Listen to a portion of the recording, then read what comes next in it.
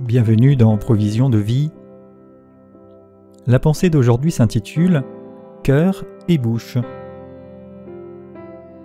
Dans Matthieu 12 au verset 34, Jésus dit « C'est de l'abondance du cœur que la bouche parle ».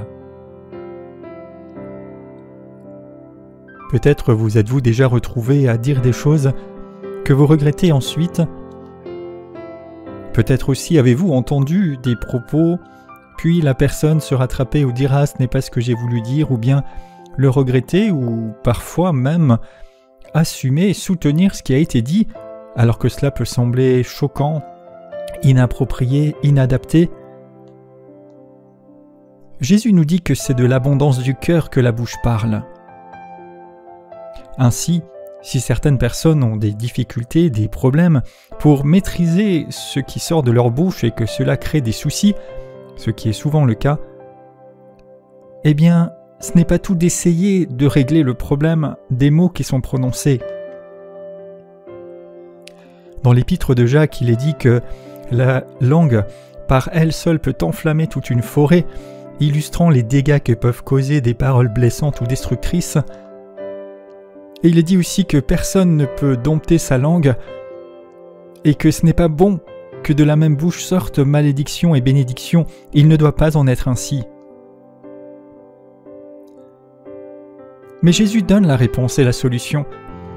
Vous n'avez pas juste à essayer de faire des efforts pour contrôler ce qui sort de votre bouche, non. En fait, c'est de l'abondance du cœur que la bouche parle. Alors prenez soin de votre cœur. Qu'y a-t-il dans votre cœur ? Quels sentiments, quelles émotions vous habitent actuellement ? Placez-les devant le Seigneur. Laissez la parole de Dieu renouveler votre cœur, sauver votre cœur, adoucir votre cœur.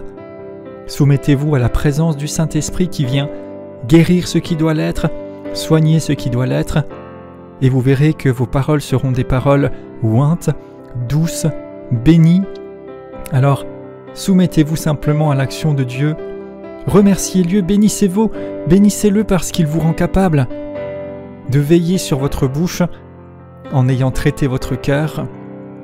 Et soyez une personne qui porte, qui diffuse, qui libère des paroles de vie, des paroles de paix, des paroles de grâce, des paroles de bénédiction.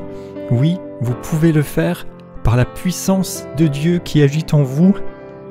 Alors Père, dans le nom de Jésus, je déclare que par ton esprit, les cœurs sont touchés, les cœurs sont transformés.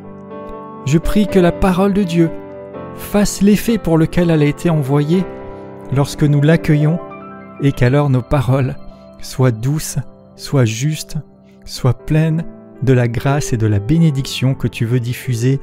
Au nom de Jésus, Amen.